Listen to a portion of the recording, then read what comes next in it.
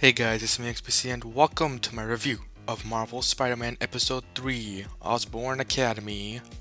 The story of Peter Parker as Spider-Man finally continues in this episode. So as you know, during the premiere, Harry Osborn was wrongly blamed for an experiment that was sabotaged by Spencer Smythe and his son, Alistair Smythe. And as a result, he was suspended from Horizon High.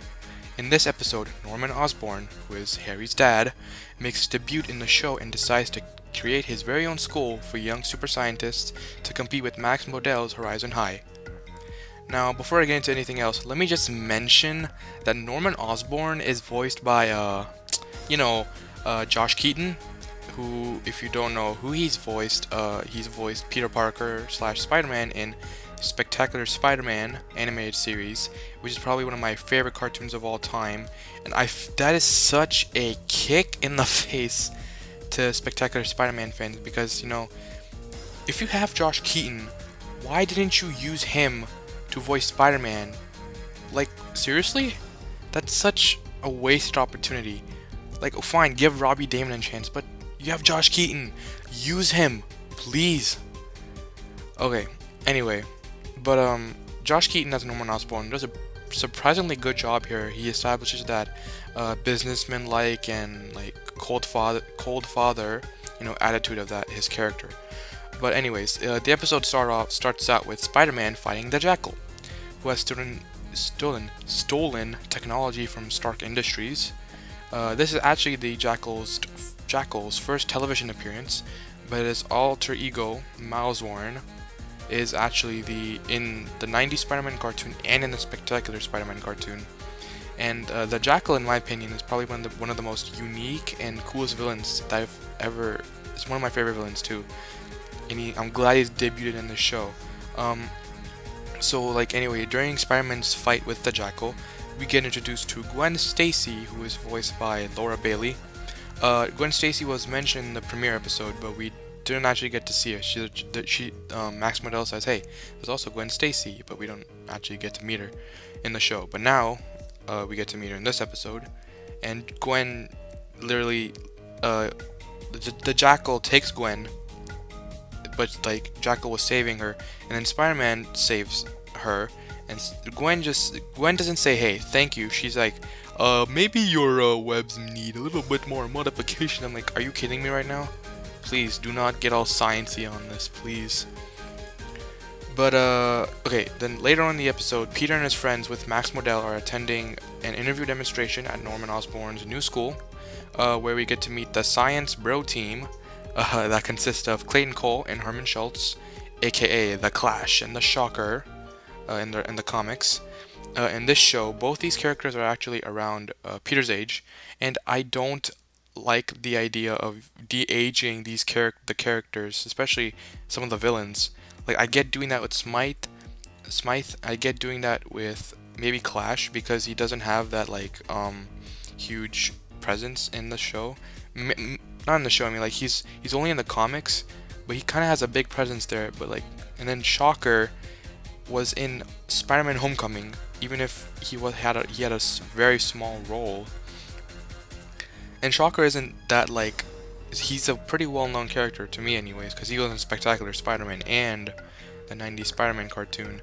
So why would you de-age someone like that? And same thing for Otto Octavius. If you didn't know, Otto Octavius is actually also in the show. I just forgot to mention him. He was in the premiere episode. He's at Horizon High. He's actually Peter's teacher, I think. Pretty sure. But they de-aged him for whatever reason, and Doc Ock is a huge villain. So, but we'll just see where they go with Doc Ock's character. But for Shocker and Clash, here they're best buddies trying to get accepted into this new school. But instead, Norman says, "Hey, I can only accept one of you." So he decides to turn the tables on them that way, and he says, "I will only accept one of you." So the two friends decide to fight each other to the death and determine the winner. Well, it's not exactly a fight to the death, but whatever. Now, it might be nitpicking here, but nobody calls out the fact that Norman did such a terrible thing to make them fight like that until after the whole fight is over. Anyways, as the two guys are fighting, Peter decides to intervene as Spider-Man, and he tries to remove the high-tech vibration and sound equipment that they have in their possession. You know, the gauntlets and the suit. Before somebody gets hurt, he tries to remove it. But unfortunately, that situation becomes even more worse when the Jackal decides to steal some more tech from Osborn. After the fight ends, Jackal manages to get away, but without any tech, so that's good. And then the whole fight's over. And then Herman Schultz is accepted by Norman Osborn, meaning, you know, Clayton he's the one out. But then after that whole fight ends, Max Modell decides to call out Norman for you know, the way he auditioned his students. Thanks, buddy. But that was a little too late. Too bad, man. But anyways, at the end of the episode, you know, we see Jackal sneak inside a home. Then we also see Gwen Stacy walk towards that house with some groceries, and then we see Jackal change back into a human. So that pretty much makes sense. And then we see Gwen knock on the door. It turns out that Jackal is actually Gwen's uncle. And then, you know, that's, yeah, cool. What a twist. But let me mention the last few things. First, Shocker is voiced by none other than Cameron Boyce, who, if you don't know, he's an actor on several different Disney-related movies and shows, like Jessie, The Descendants. I don't like being reminded that this is a Disney show, and I don't like the fact that Disney owns Marvel. So this is a Disney show. Disney actors can come in and go if they want to, and I do not like that. I absolutely hate that aspect of it, actually. And I don't like the fact that it has a Disney presence. You know, Ultimate Spider-Man had the entire cast of Jessie show up at one point, and then they had Dove Cameron voice Spider-Gwen.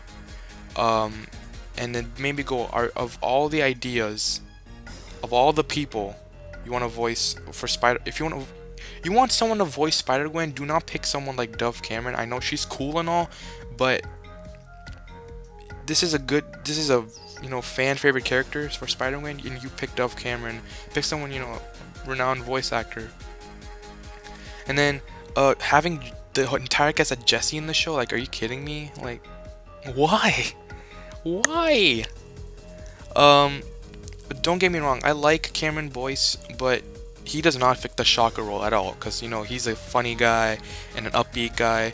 Shocker is, like, you know, a little bit on the villainous side. He likes to be a jerk a bit.